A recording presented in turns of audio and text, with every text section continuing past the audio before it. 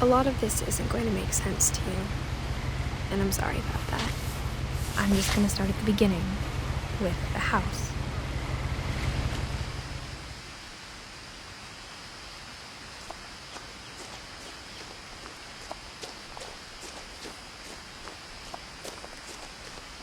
I lived here until I was 11, but I wasn't allowed inside half the rooms.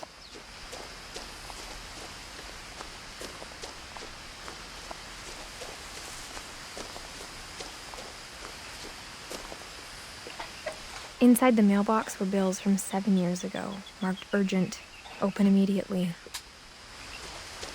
I hadn't been back since my brother Lewis's funeral.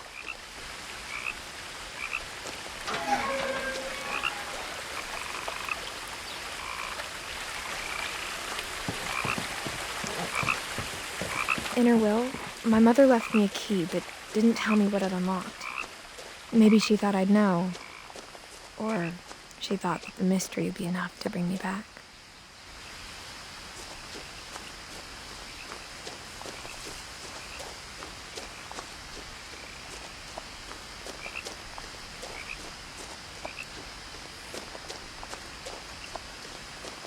No one had driven this way in a long time, but I saw a few hoof prints.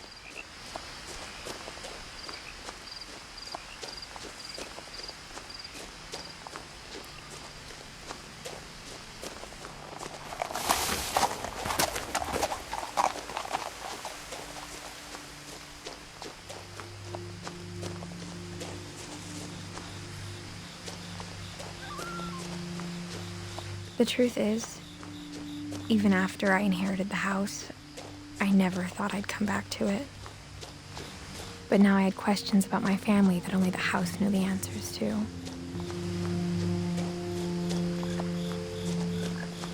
The house was exactly like I remembered it, the way I'd been dreaming about it.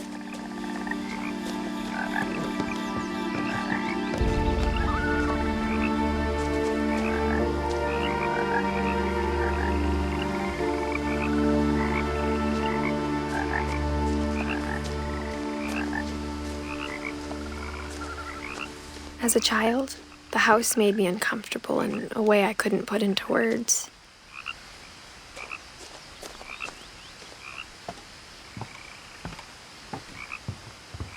Now, as a 17-year-old, I knew exactly what those words were.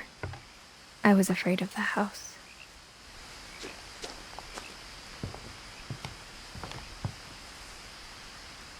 I hoped the key might unlock the front door.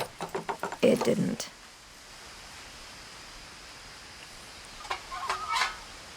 Looking in, I felt like the house itself had been waiting for me.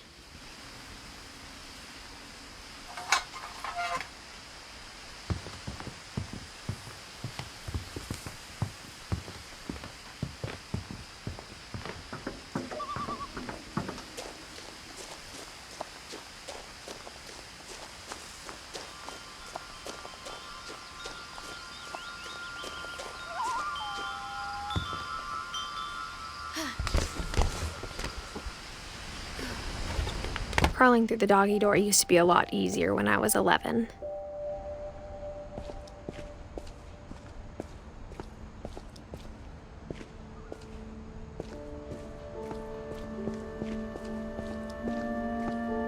For the first time in years, I felt like I was home.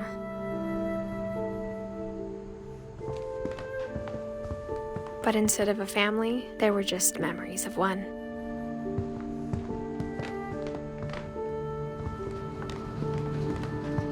Nothing in the house looked abnormal. There was just too much of it, like a smile with too many teeth. A lot of things got left behind in the whirlwind of that last night.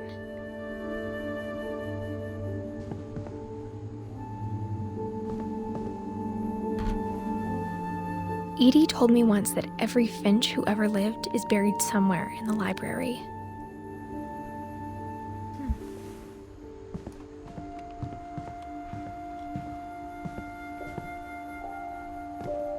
After Milton disappeared, Mom sealed up all the bedrooms. Then Edie retaliated and drilled peepholes.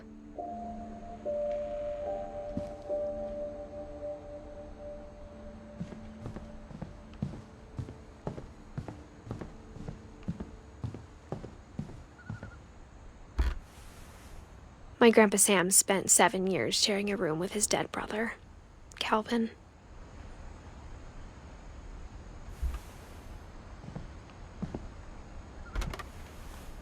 As a kid, I just assumed every house had peepholes and sealed rooms you weren't allowed inside of.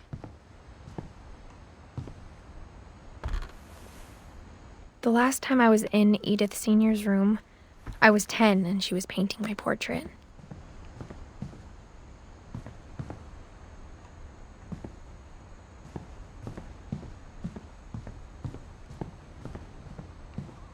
I spent a lot of time playing in Great Uncle Walter's room. I think my mom sometimes regretted not sealing it up.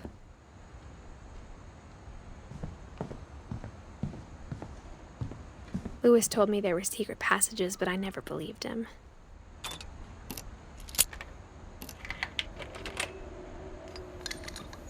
Turns out, my mom was really good at keeping secrets. Now it was time to find out what my mom had been afraid of.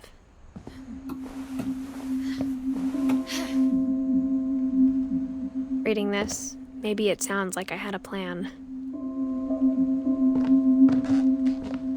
But I had no idea what was behind that door.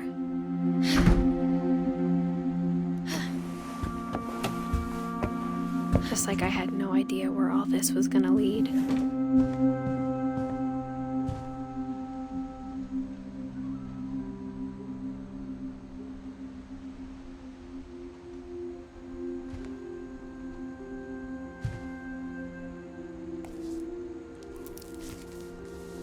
December 13th, 1947. Dear Diary, I'll be gone soon, but I wanted to tell somebody about what's gonna happen.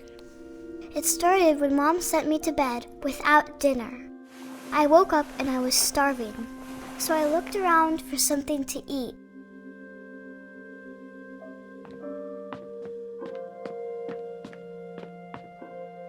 My Halloween candy was all gone. The gerbil food was dry, but I didn't mind it.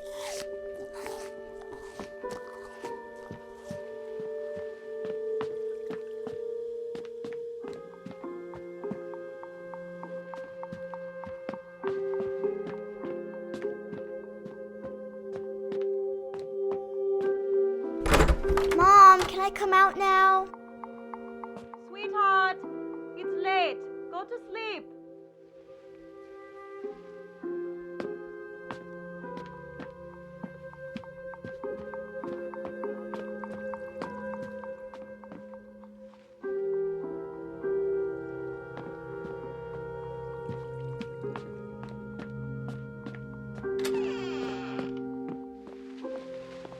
I ate a lot of things that night.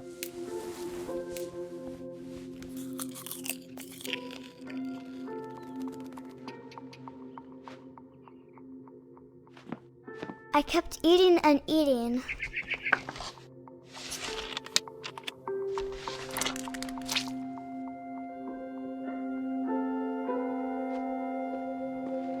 Then I heard chirping outside my window.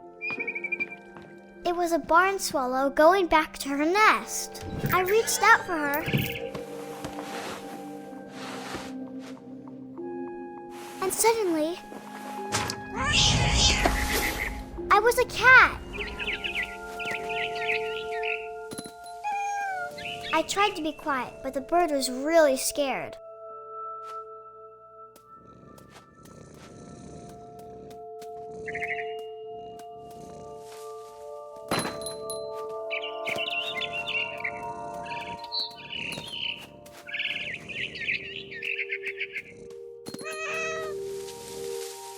Mom and Dad didn't even look at me.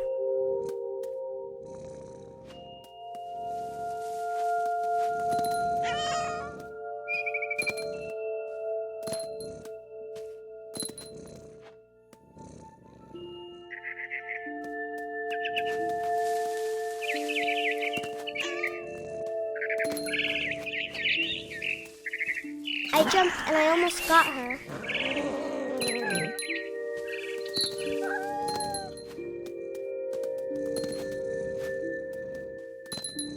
I could tell she was getting really tired.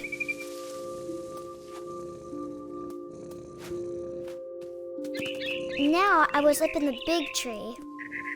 I promised Dad I wouldn't climb it anymore. All I cared about was eating that mama bird.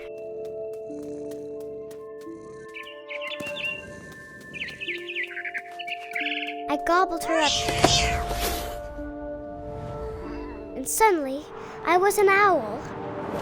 First, all I heard was the wind. Then I heard little teeth nibbling in the grass.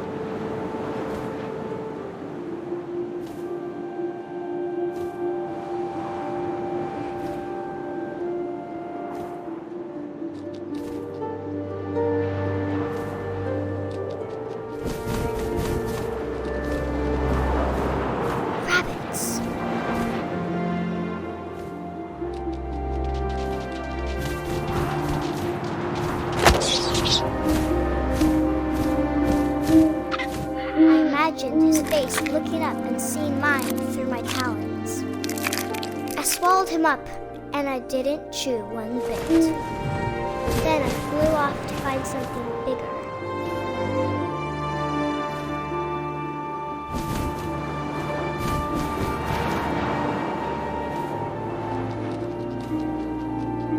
A mama rabbit.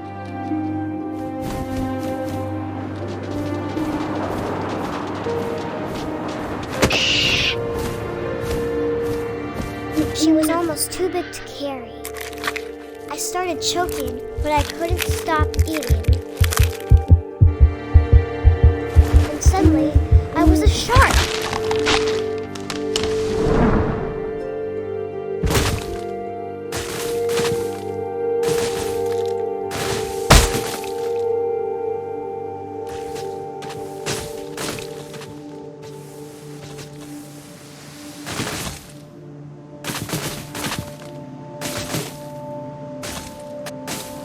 I rolled off a cliff and into the ocean.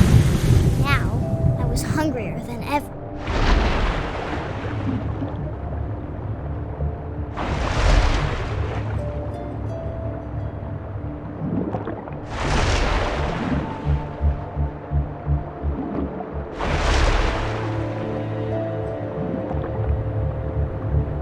I wanted fat, juicy seals.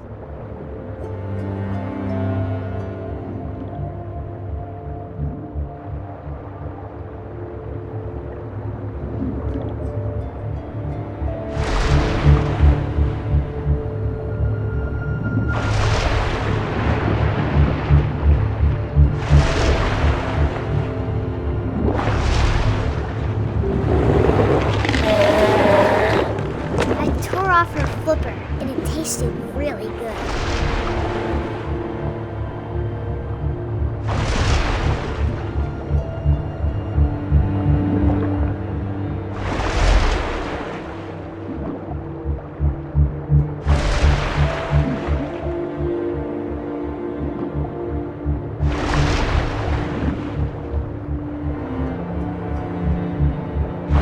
Grabbed on tight. So hungry, I jumped out of the water. When I opened my eyes, everything had changed.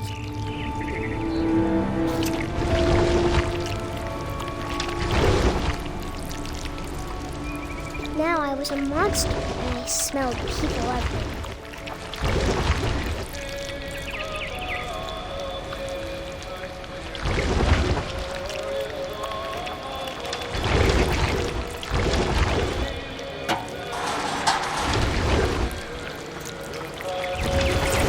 I was big, and I moved real quiet.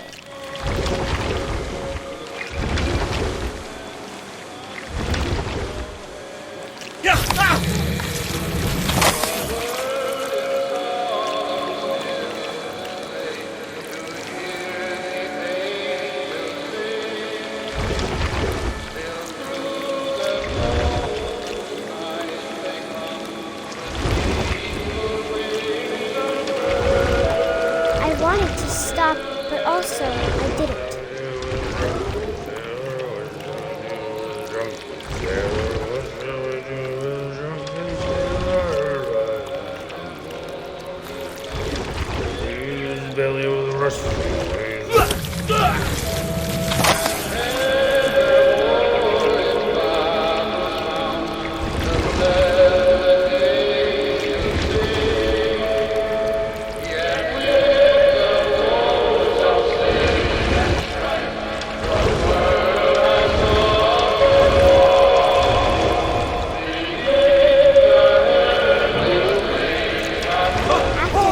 Passenger, I was still hungry. And across the water, I smelled something new. Something I had to have, so I swam towards it.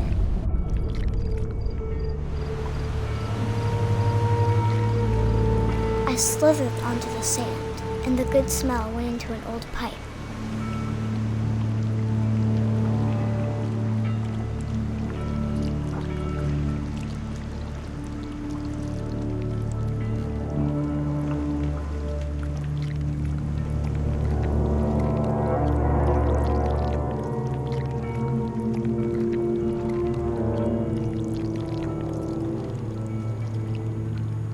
I got closer and closer.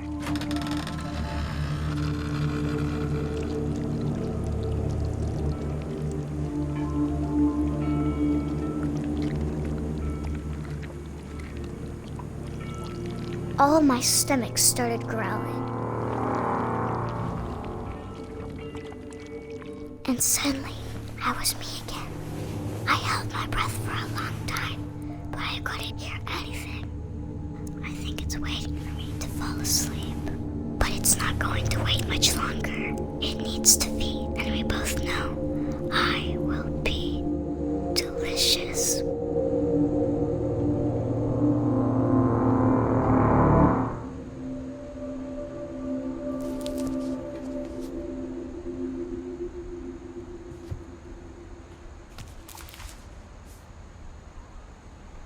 I'm not sure if I believed all of that, but I'm sure Edie would have.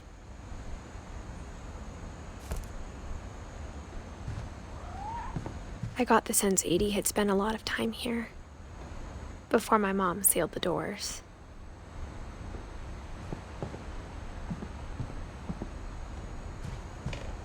I grew up looking at Molly's room through the peephole.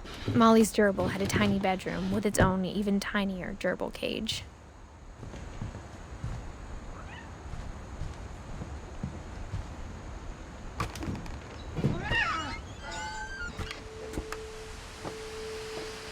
This will be obvious later, but my mom never told me any of these stories.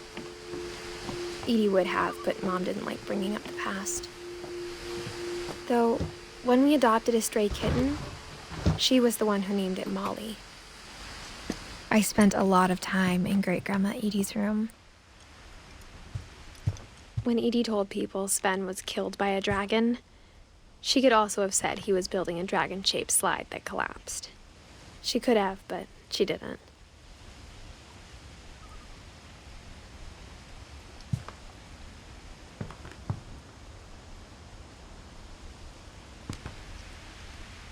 One summer, they evacuated the island, but Edie refused to go.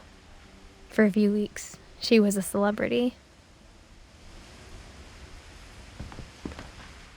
I hadn't thought of myself as Edith Jr. for a long, long time. Edie gave a big interview about a mole man living under the Finch house. My mom was furious.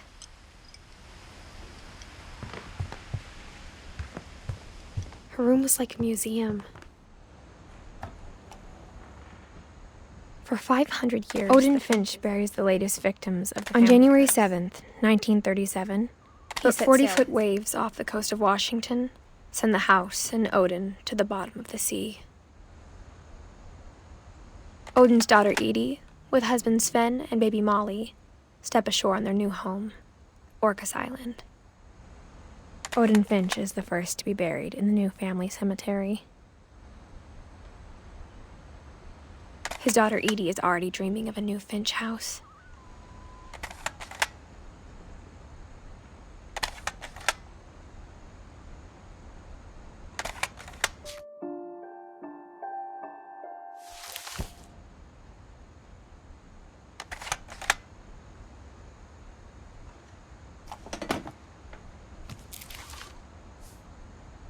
Whatever's wrong with this family, it goes back a long ways.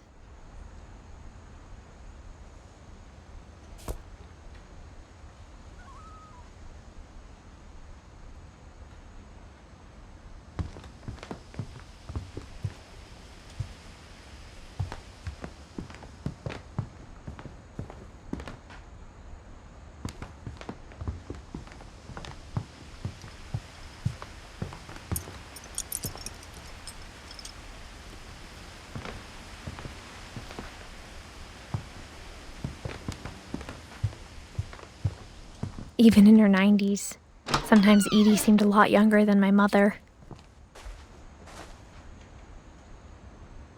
The only trace Grandpa Sam's first wife Kay left on the house was the pink bathroom. It was a pretty big trace.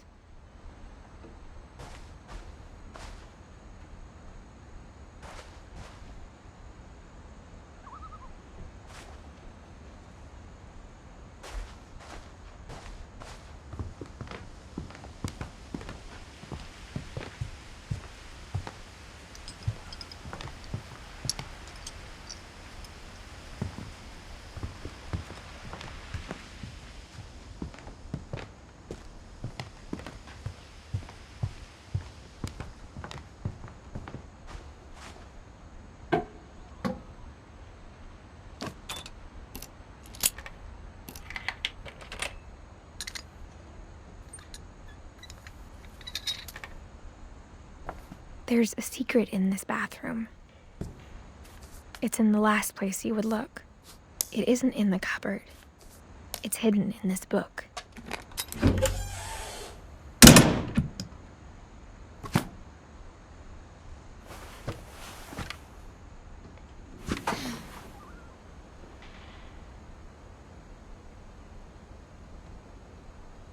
Sven gave Sam an old camera he'd refurbished. He never put it down.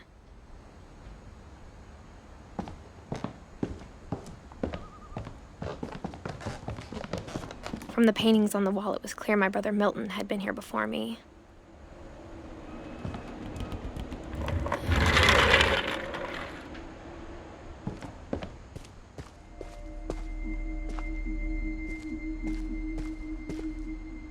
I knew Grandpa Sam had a twin, and that he never talked about him. I guess my grandpa didn't like history any more than my mom did.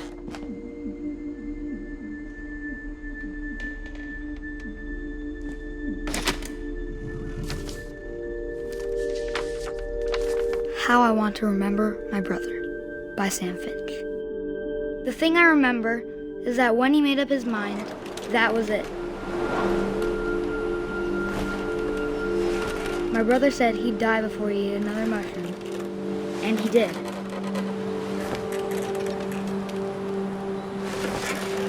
At Barbara's funeral, he swore he'd never be afraid again, and he wasn't. I think Calvin always wanted to fly.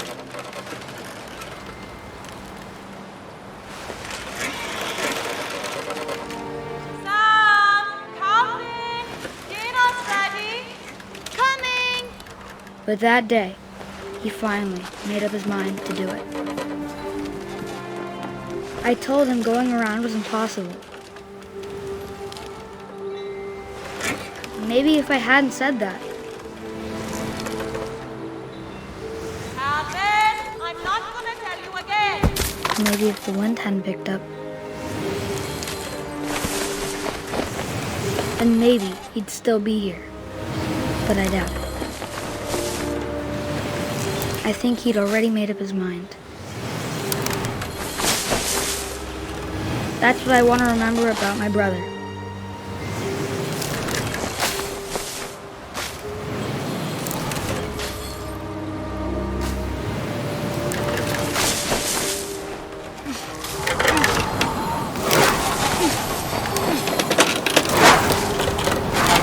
The day he made up his mind to fly.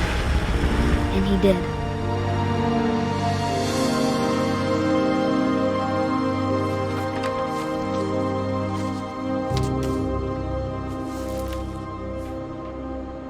Calvin's story felt strangely familiar. When I was younger, I remember trying to do the exact same thing.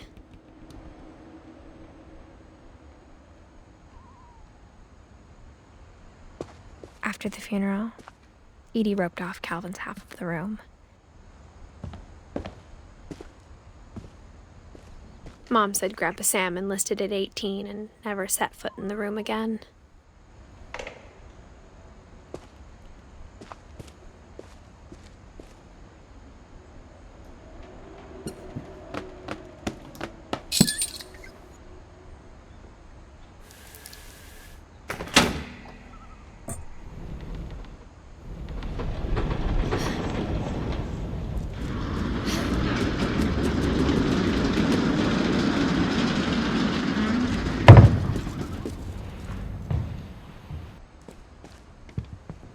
The passages were a pretty tight fit. They'd obviously been built for smaller hands and bellies.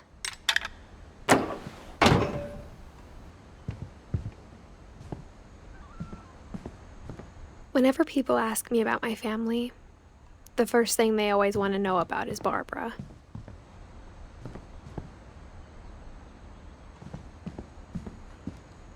Mom must have locked the third floor stairs on the night we left.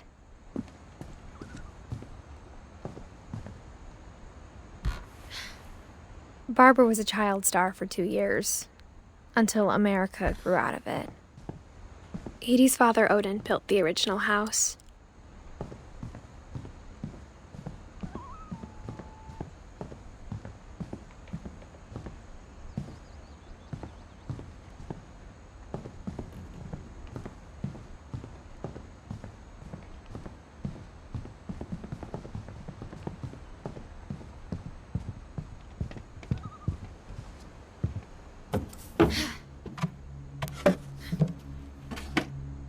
Growing up, I always thought of Barbara as a child star.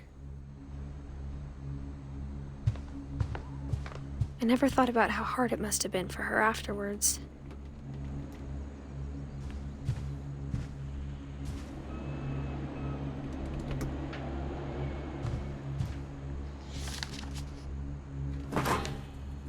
Of all the stories people wrote about Barbara's death, I'm surprised Edie saved this one.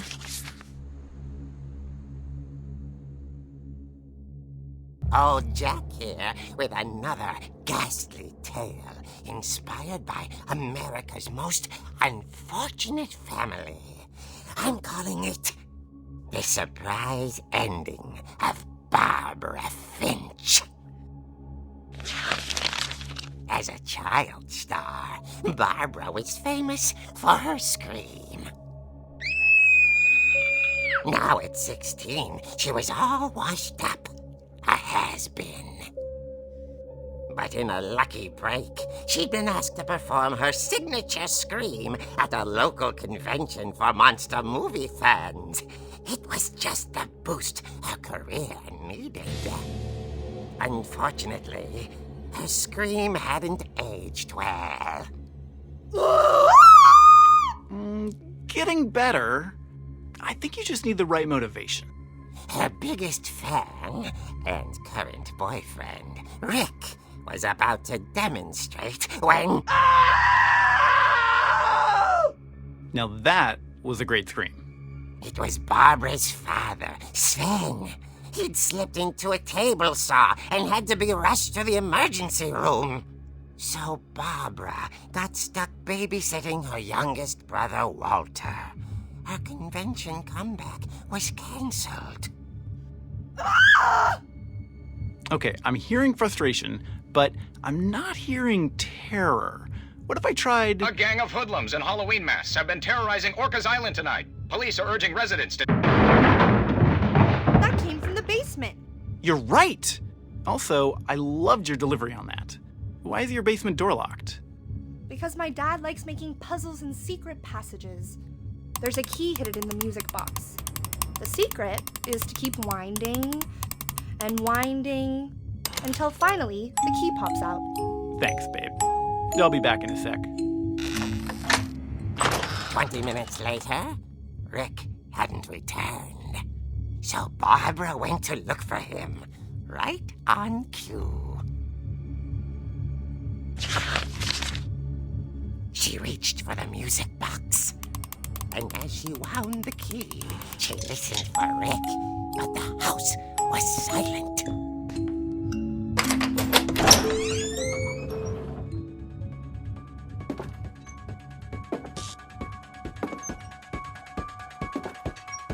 She found Rick's crutch and imagined the worst.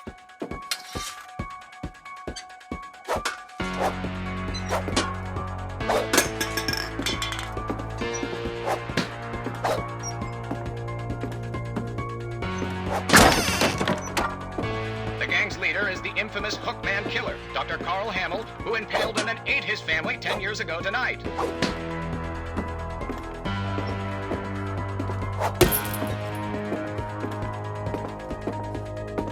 The old fridge rattled and grew still. Oh dear! Oh! Rick? Barb, relax. I was just trying to scare you to help you find your scream. Well, I'm not scared, Rick. I'm furious. Then act furious. All I'm getting from you now is that you're hurt and confused and She threw him out, but she kept a little something to remember him by. Barb, have you seen my other crutch? And she was still holding it when she fell asleep watching the late picture show. Hours later... Barbara! Walter, what's going on up there? Ah! Okay, I'm coming up, but if this is a trick, you're dead, Walter.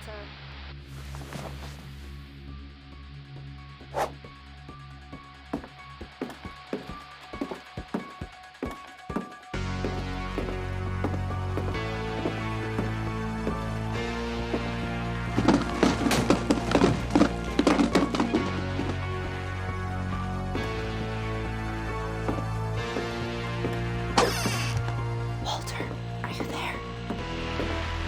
Walter had vanished, but his bedside radio was still on. Orcas Island police describe the man as 6 feet tall, with a steel hook for a hand.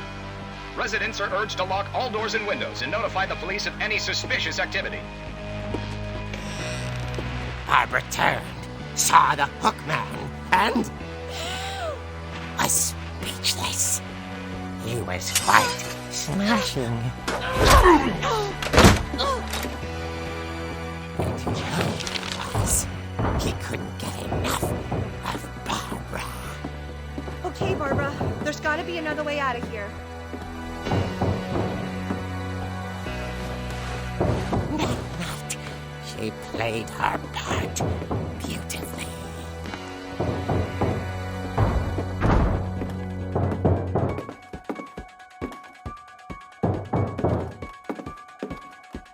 Molly's door hadn't been opened in years. The hinges groaned.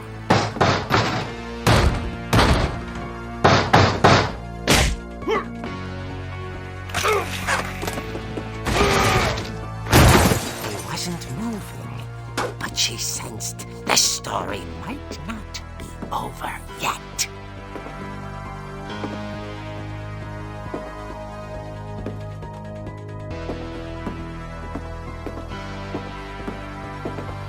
The hookman had vanished. She listened for his breathing, but all she heard was...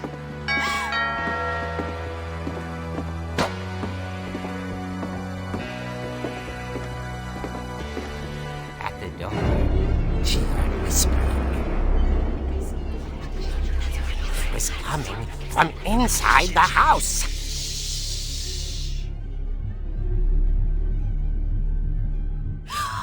Oh dear. The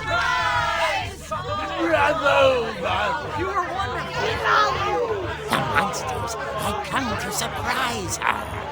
For Barbara, it was a dream come true. Then she saw what kind of monsters they were, and she realized what was about to happen. She was going to be famous. And with her final breath, Barbara Finch gave the performance of her life.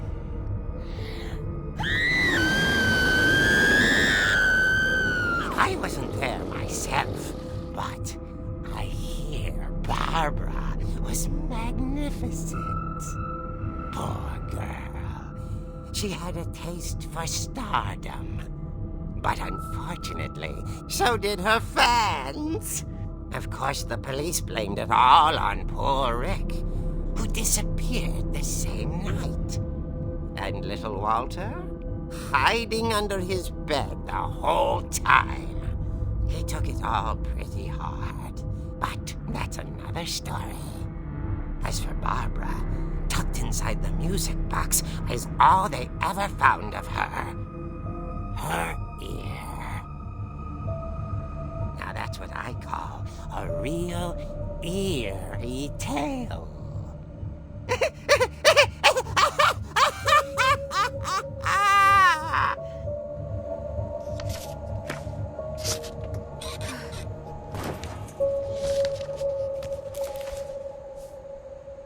Edie told me all Barbara wanted was to be remembered, as absurd as that comic was. Maybe what Edie saw was a happy ending.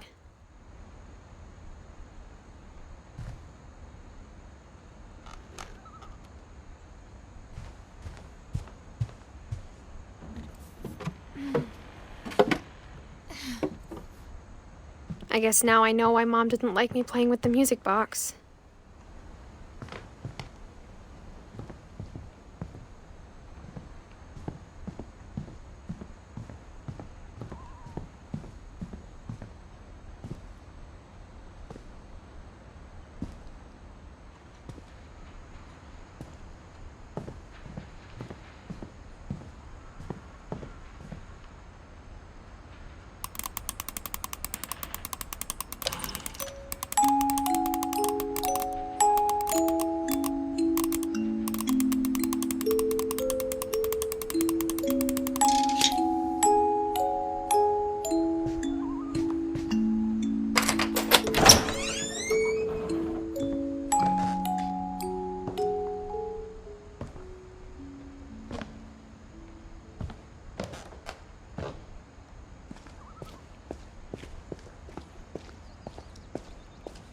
Mom said the basement was off limits, unless I wanted another tetanus shot.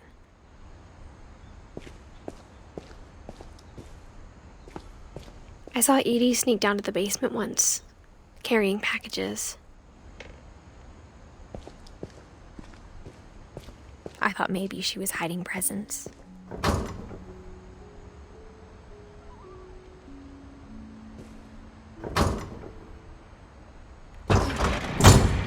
It turned out she was hiding a lot more than that.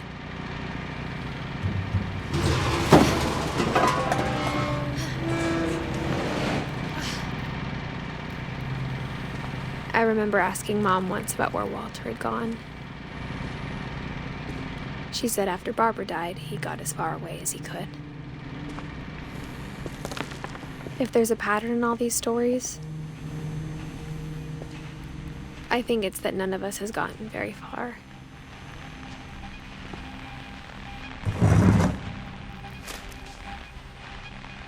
Goodbye, everyone. I can't believe I've been down here for 30 years.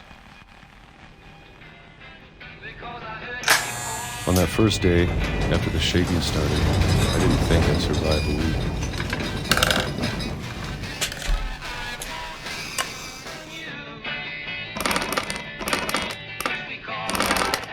But after a few days, I settled into a routine. That's what kept me sane.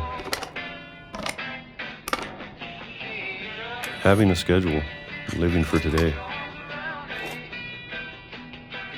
I always expected to be dead tomorrow. But if you wait long enough, you get used to anything.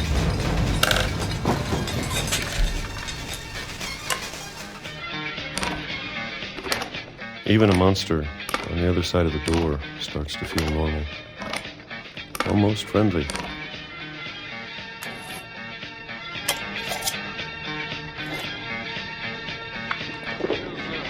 And then one day, everything just stop. Whatever that thing was, it was gone. Maybe it got tired of waiting. Or maybe I just got tired of being afraid.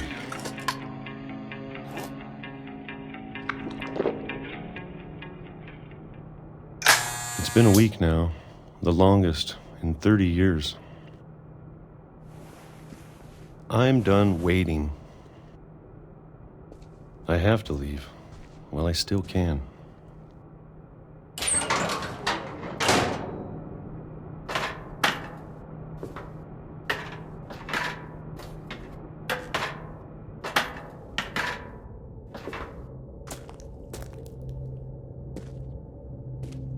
I know it's out there somewhere. Whatever killed Barbara and Molly and Calvin. Maybe this is all a mistake. But I need to stop living the same day, even if it kills me.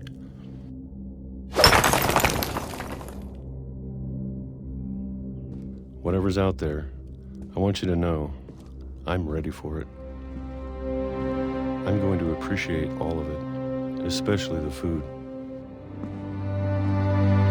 I don't mind if I only have a year left, or a month, or a single week.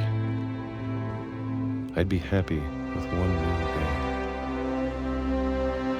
I can already imagine the sun on my face.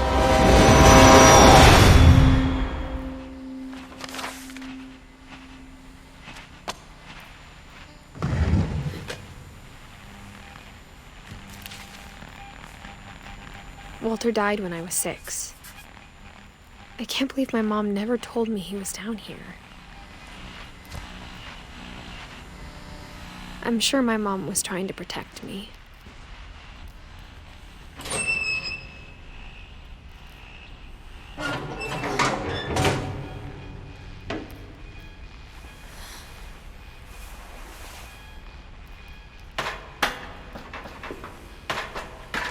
Maybe she was afraid I'd end up like Walter. But if she never told me about an uncle under the house, I can only imagine what else she was hiding. I don't want to make the same mistakes she made.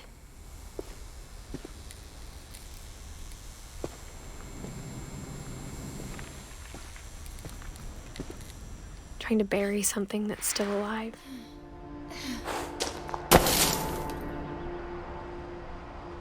Now that there's only one of us left, or maybe 2, I thought it was time I heard the stories for myself and found out what happened to everyone else.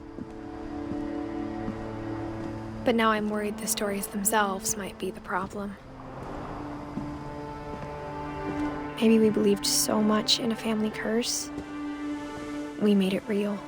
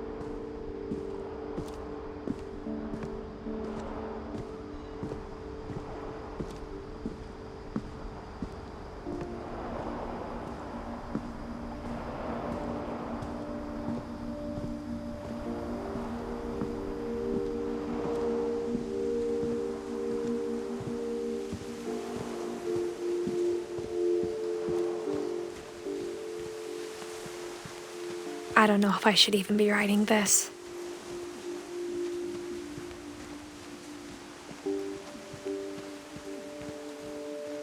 Maybe it'd be better if all this just died with me.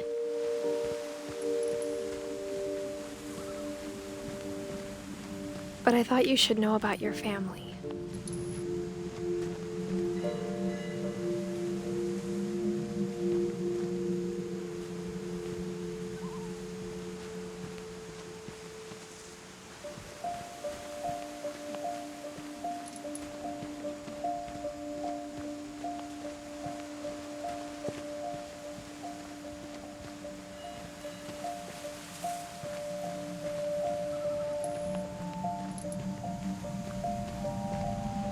And the history you're a part of.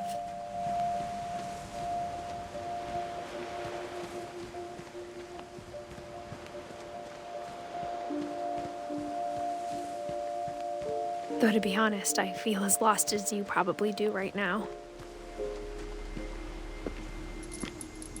I think the people in these stories believed them, for what that's worth.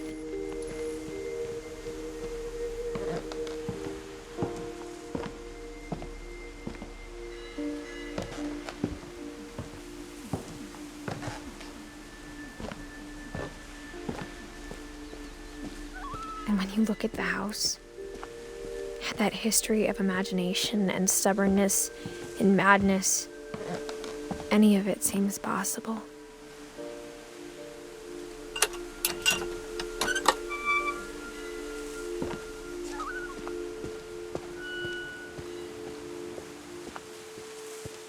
I think we've been surrounded by death for so long, we've just gotten used to it. What kind of family finishes building a cemetery before starting the house?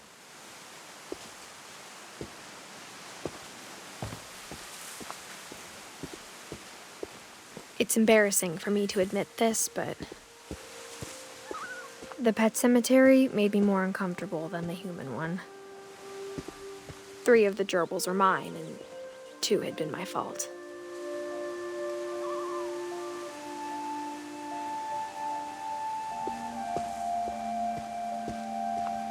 Sven built the house, but it was Edie who designed the cemetery.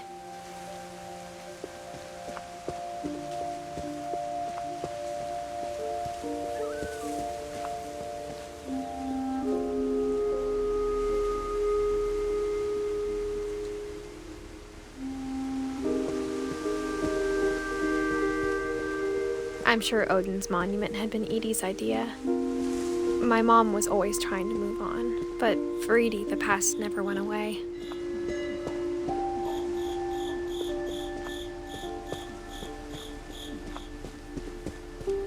She could see it poking out of the water at low tide.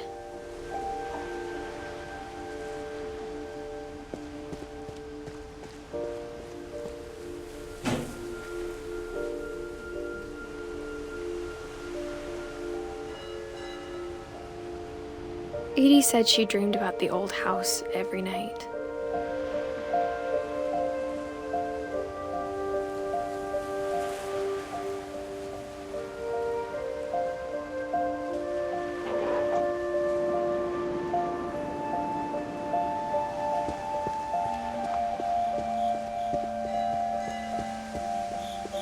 Edie's side was always easier for me to understand.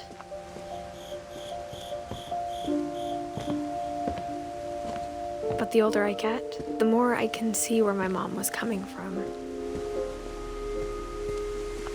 Her dad had been pretty strict, but it wasn't enough to save her brothers. She was just trying to do better. She lost 2 of her brothers, just like I did. I get why she tried so hard to protect us.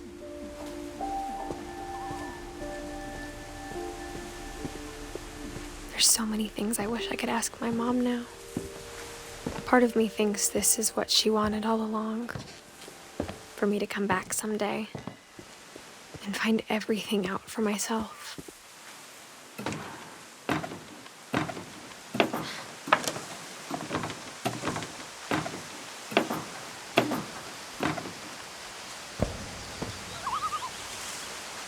But looking back on it now, if she told me there was going to be so much climbing, I never would have come when I was 22 weeks pregnant.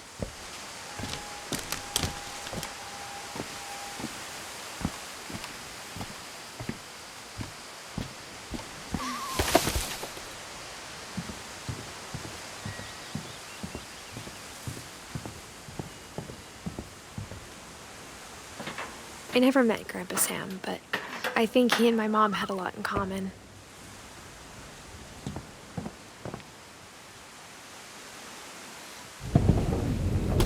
They were both pretty intense.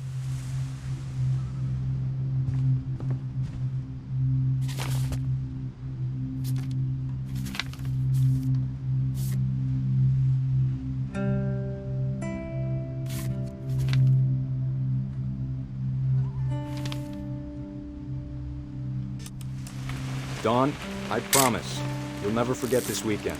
Yes, sir. These memories are gonna last a lifetime. What? Am I gonna have to shoot anything? Perfect. It's gonna rain the whole weekend, isn't it? I will never forget this weekend, Dad. Okay, got it. I'm gonna take some pictures, okay? Just be careful. The camera's older than you are.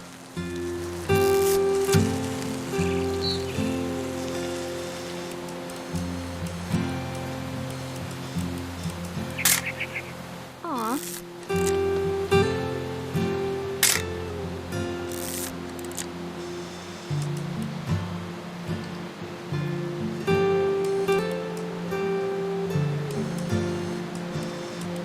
You're right, Dad. It's starting to clear up. Still freezing, though.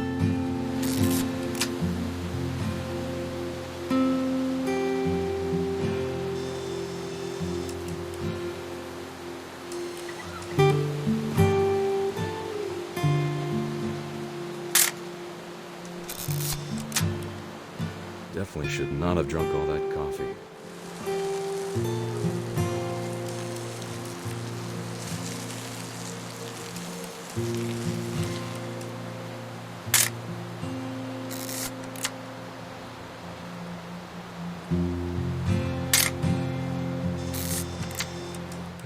Nothing quite like being outside.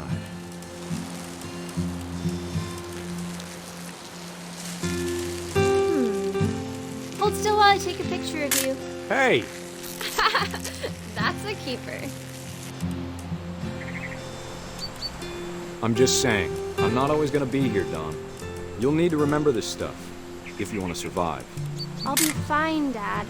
You know who else thought he was gonna be fine? Some guy who died. Dawn, I'm being serious. I know, Dad. You're always serious. Doesn't being out here make you want to chill out? Well, to tell you the truth, I haven't been out here in 20 years.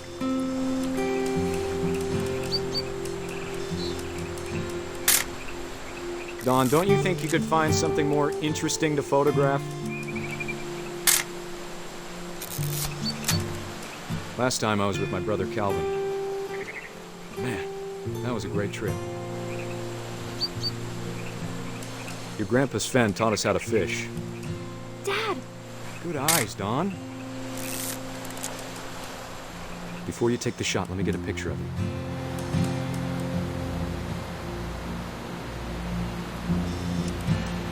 Dad, I... Let me get behind you. Do I have to do this? Dawn, you don't have to do anything. But if you want to start... Great shot, Dawn!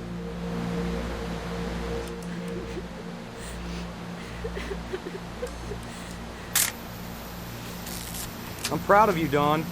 Always remember that, okay?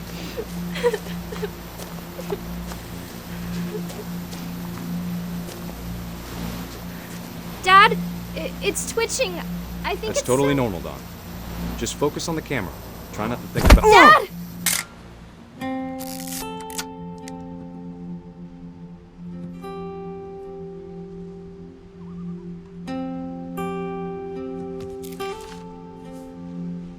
Of all these stories, that's the one I wish most that my mom had told me.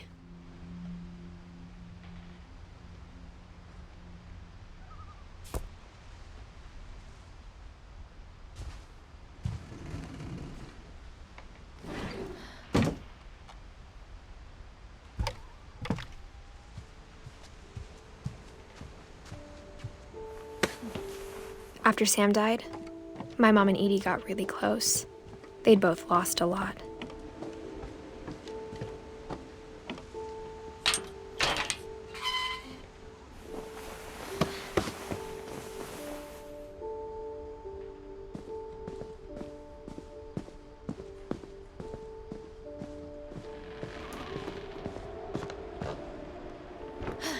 My mom moved up to the loft after her brothers died.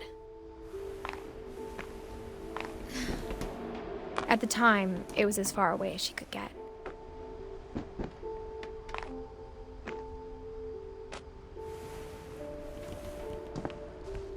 I can't imagine what it was like for her to lose 2 sons after she'd already lost 2 brothers.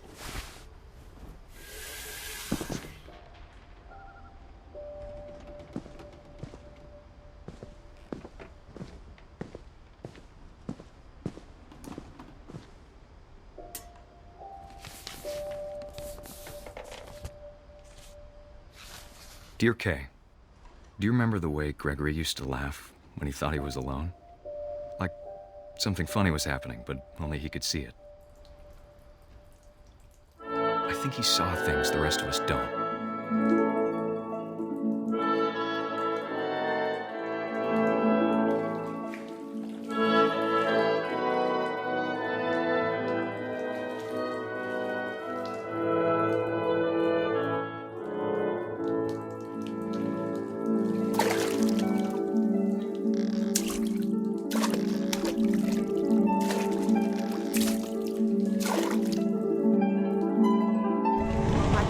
Gregory, it's time to... Hold on, sweetie. Hello? Sam, I told you I don't want to talk right now. I wonder what he saw. What his world was like.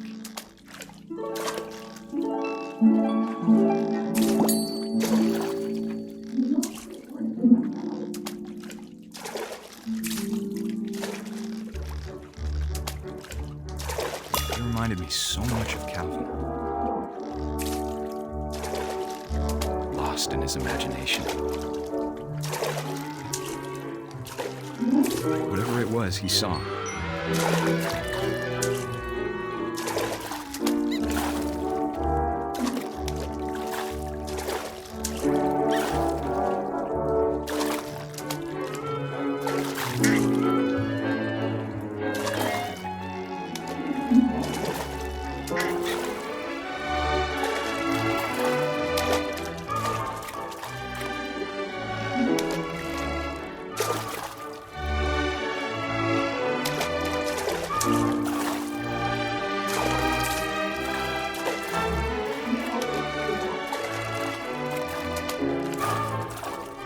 Sure made him happy.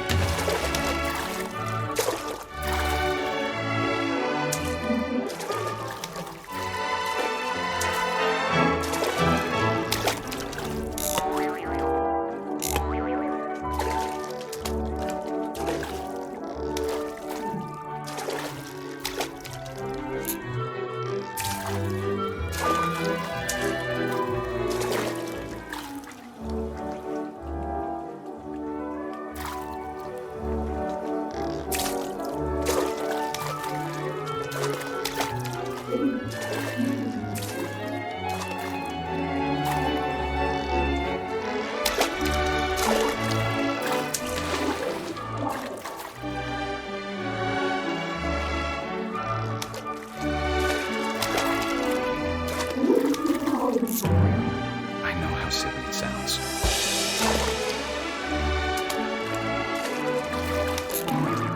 That I worried about a baby being too happy.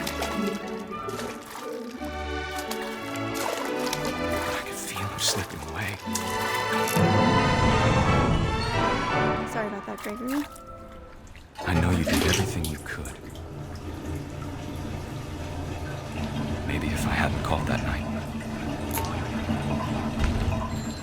I wish he could have told us about the world he saw.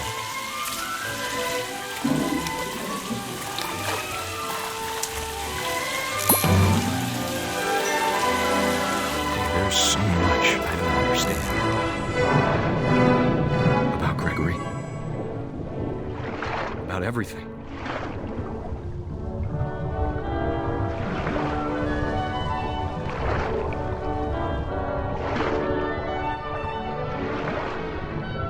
But I know what happened wasn't your fault.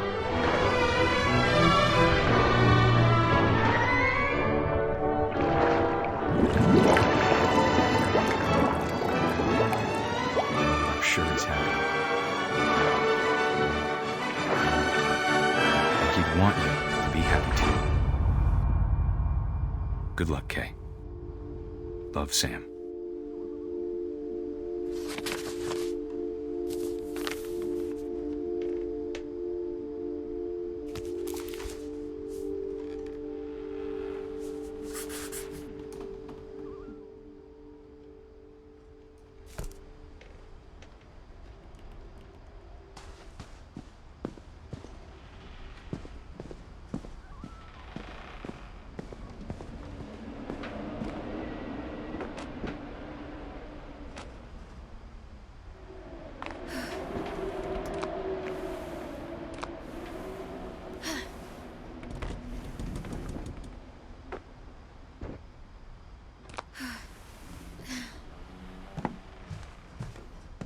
She spent a summer building houses in Calcutta, where she met my dad, Sanjay.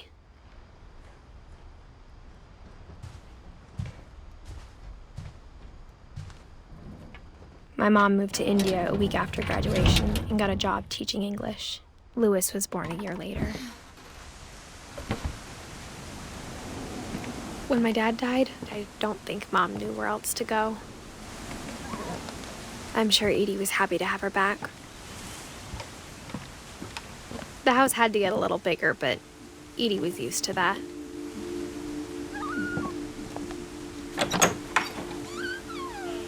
And for a while, things were good, almost normal, but it didn't last.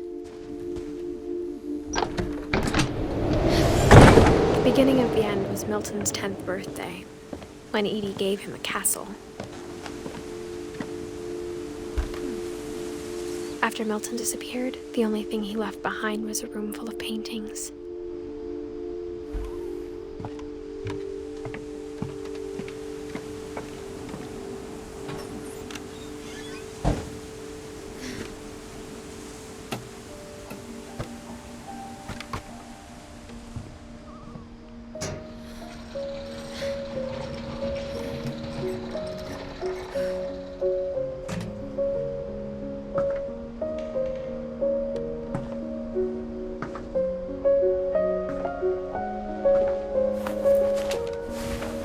Milton Finch in The Magic Paintbrush.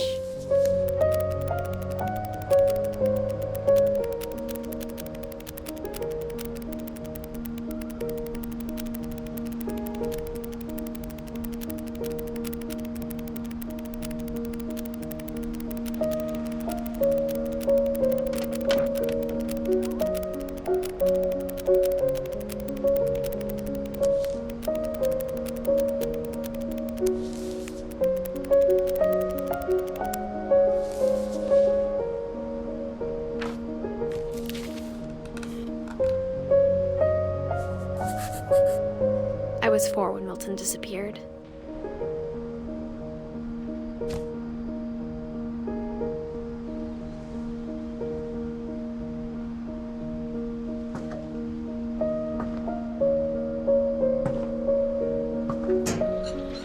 Mom spent months searching for my brother.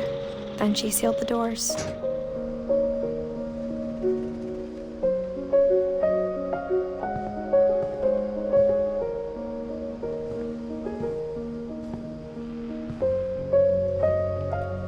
Whatever Milton had found in the house, Mom didn't want it getting out.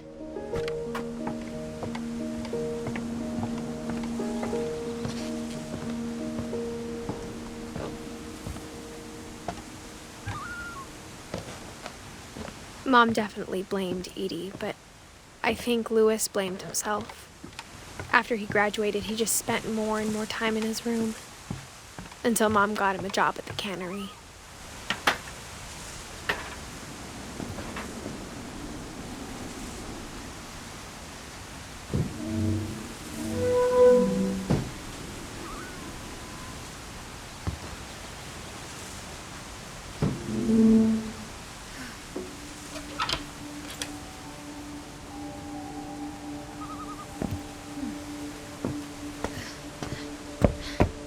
Lewis's room smelled very, very familiar.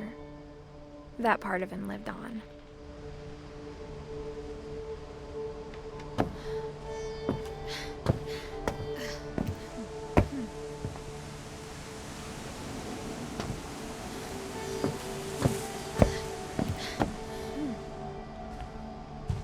Lewis and I spent a lot of time playing games together, but he was surprisingly bad at them. He died a lot.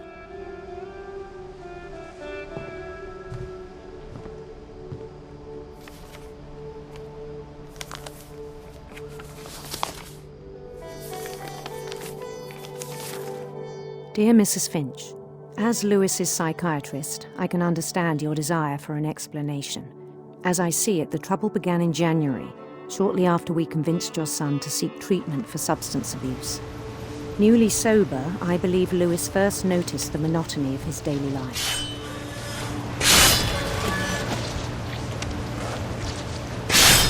He kept working at the cannery, but he withdrew part of himself. In our sessions, I saw the same behavior. His mind began to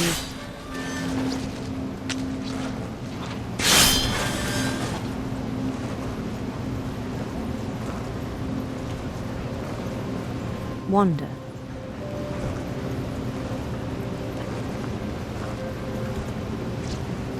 I asked him to describe it. He said he started small, imagining a labyrinth.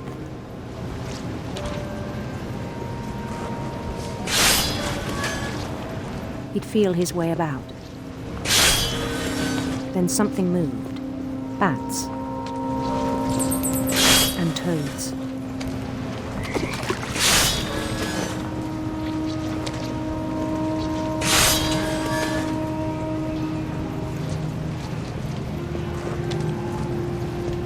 And things that have not names. He knew it was all in his head. But he took it very seriously. I had hoped he'd find himself.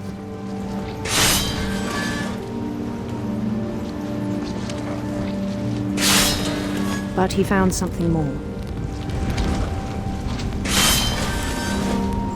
I worried about him then.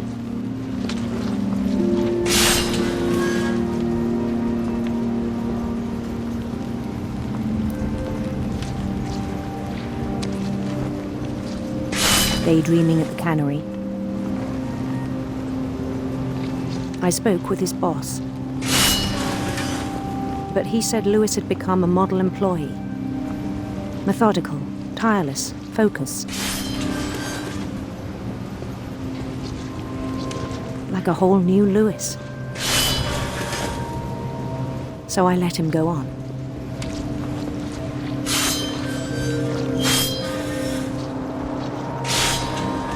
I even encouraged him. It seemed very promising at first. He told me he'd made a new friend.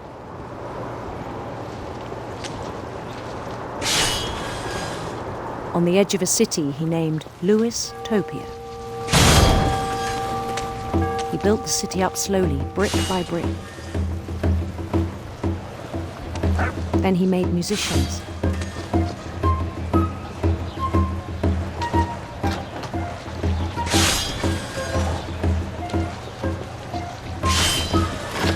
And songs for them to play. He talked about starting a band. And he was always humming something.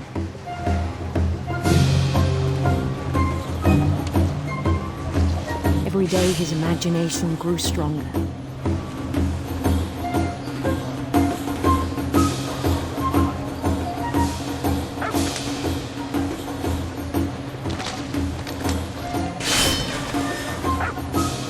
He no longer spoke at the cannery.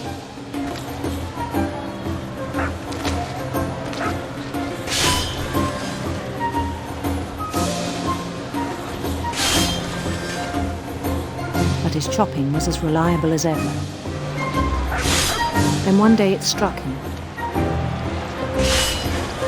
that all the cheering crowds, even the stones under his feet, were all in his imagination, so he could do whatever he wished.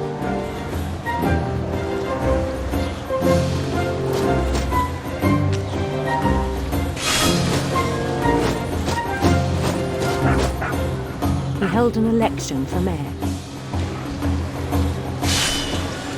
and he won.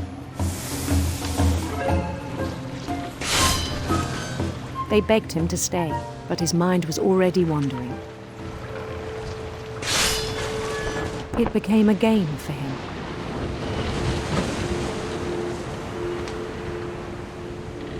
He'd conquer a city, then immediately push on. New Louisville.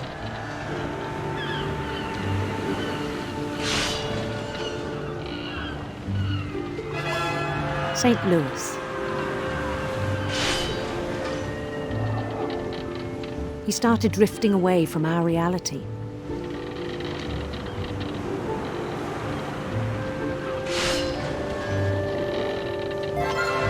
Minneapolis. Until one day he forgot to go home from the cannery. Even as his mother pleaded with him, part of Louis kept sailing on.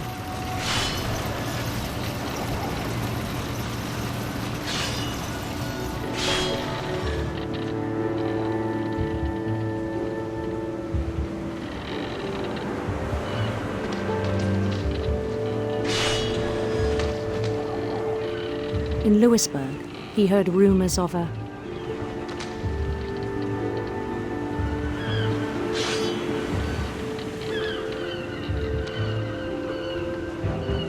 handsome queen.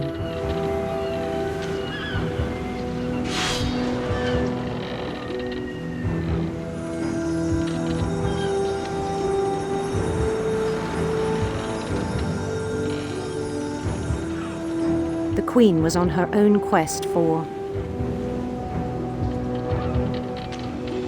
sinister serpents.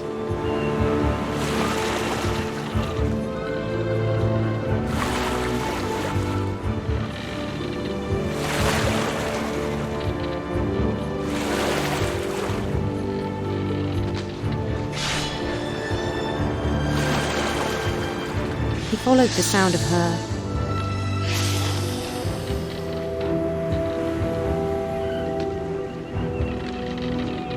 silver harp.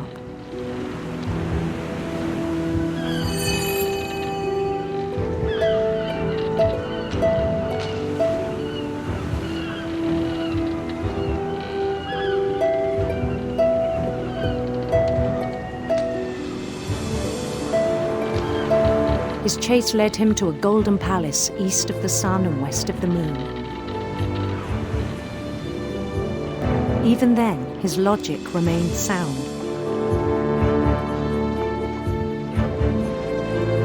He knew the world was all in his imagination.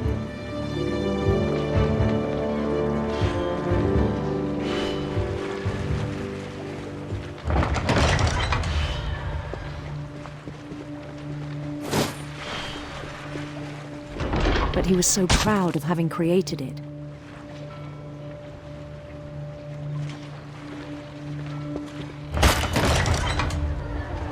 In his own eyes, he'd become something greater than a king.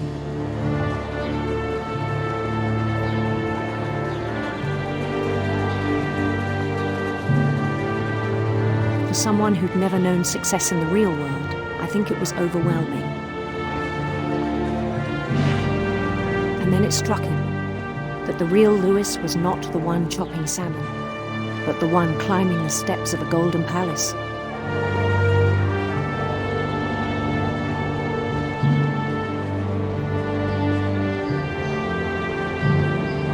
My imagination is as real as my body, he told me.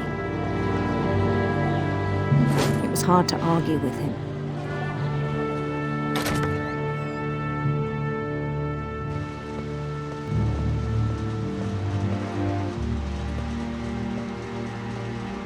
He began to forget the world we know,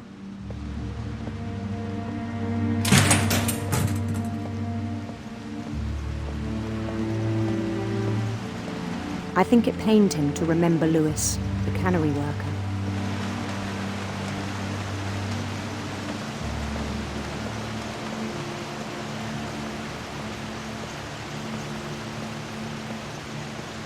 He began to despise the man with a royal contempt.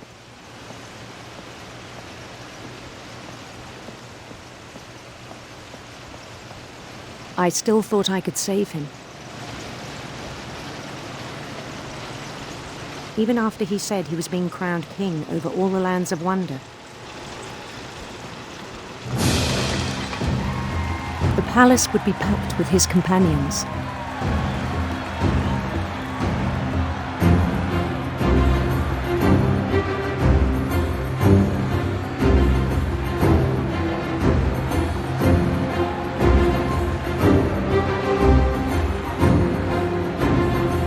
Including the wise Calico who'd insisted on inviting him.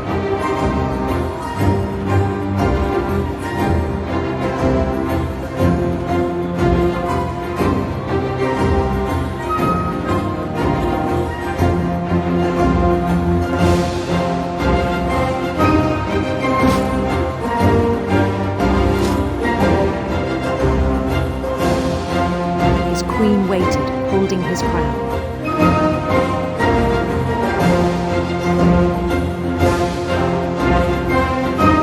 There was only one thing left to do.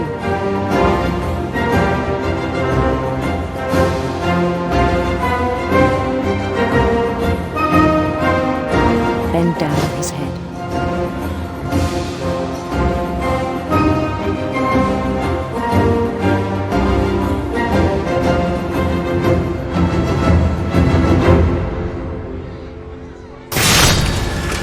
I think you know. Mrs. Finch, your son was a kind man who will be missed by all of us who knew him.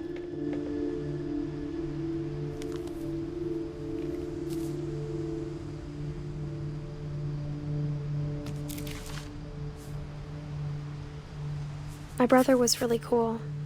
I wish you could have met him.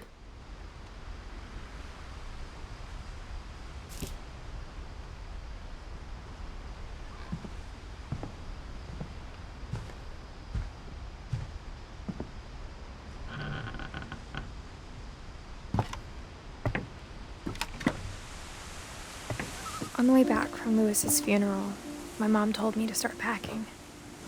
She waited until the day before we left to tell Edie. I'm not sure if she wanted to make it easier or harder.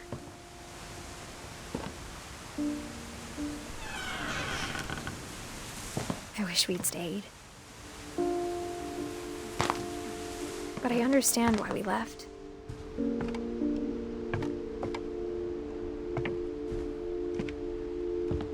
My mom ended up leaving everything behind. What happened that night had been coming for a long time. Maybe it should have come sooner.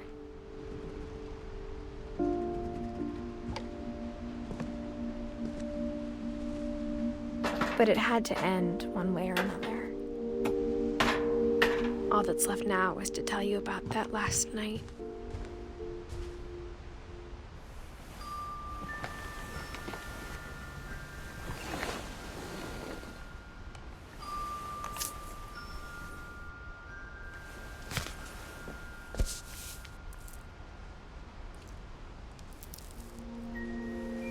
That whole last day, Edie just watched us pack and didn't say a word.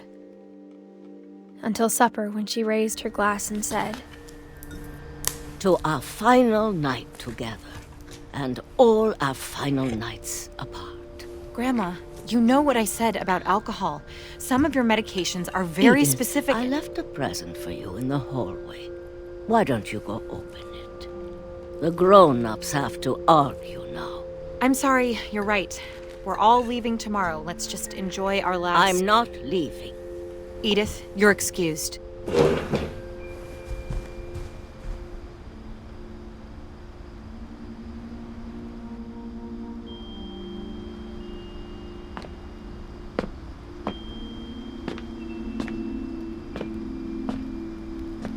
The power had been shut off that morning, but Edie always had plenty of candles. When my mom sealed the library, I don't think she knew about the other entrance. Or that Edie had a key to it.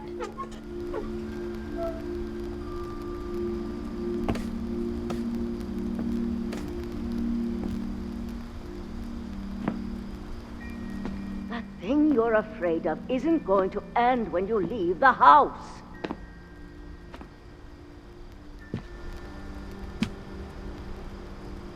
Edith has a right to know these stories. My children are dead because of your stories. I think it's best if Edith and I leave tonight. We'll have the nursing home send a van for you in the morning, okay? Dear Edith, there's so many stories I wish I could tell you, but there's only time for one. This is about what happened on the night you were born. That night, the tide went way, way out. It was the first and last time I ever saw the old house aground. There'd been an earthquake out in the middle of the ocean. They called it the lowest tide in 1,000 years. God, it smelled awful. You know, I've seen that house every day of my life.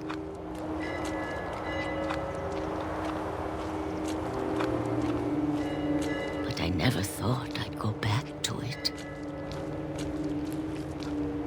When the fog rolled in, I lost my way.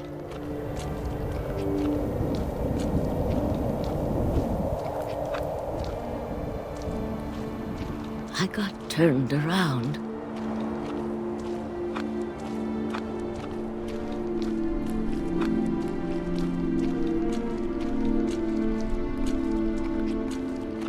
For a while, I wandered.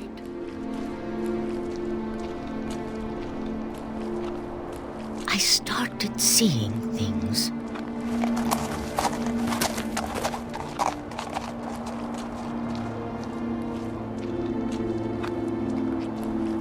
Things I'd forgotten had ever existed.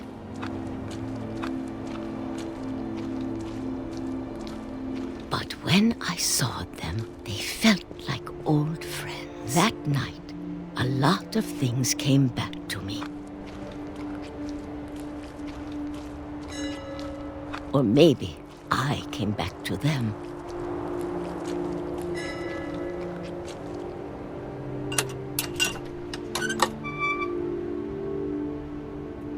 Things I can't explain, but that I need you to try and... Edith, what are you doing in here?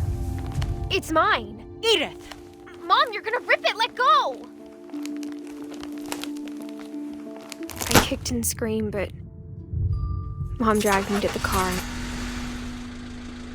I never saw Great-Grandma Edie again.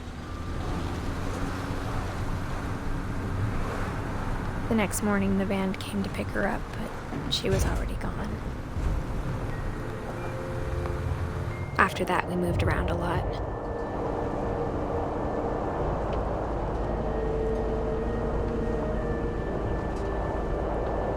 We both tried to make the best of it.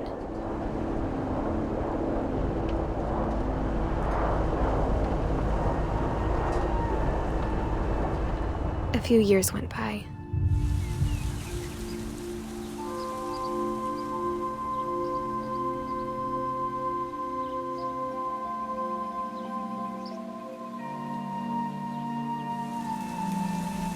My mom didn't like to talk about it. But she started getting sick a lot. The rest happened pretty quickly. She got better for a while, and then she didn't. And then I was alone.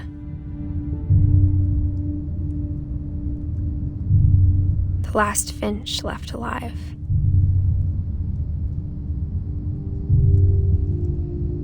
Until I found out about you. I'm I'm still not sure what to tell you about all this. If we lived forever, maybe we'd have time to understand things. But as it is, I think the best we can do is try to open our eyes. And appreciate how strange and brief all of this is.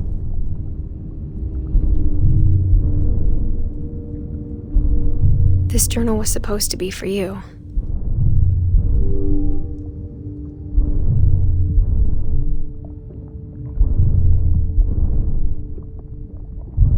But now I hope you'll never see it.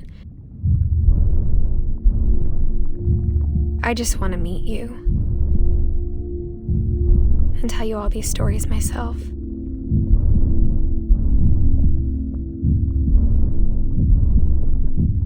But I guess if you're reading this now, things didn't work out that way.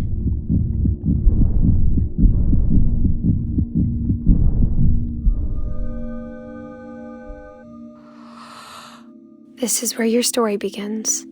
I'm sorry I won't be there to see it. It's a lot to ask, but I don't want you to be sad that I'm gone. I want you to be amazed that any of us ever had a chance to be here at all.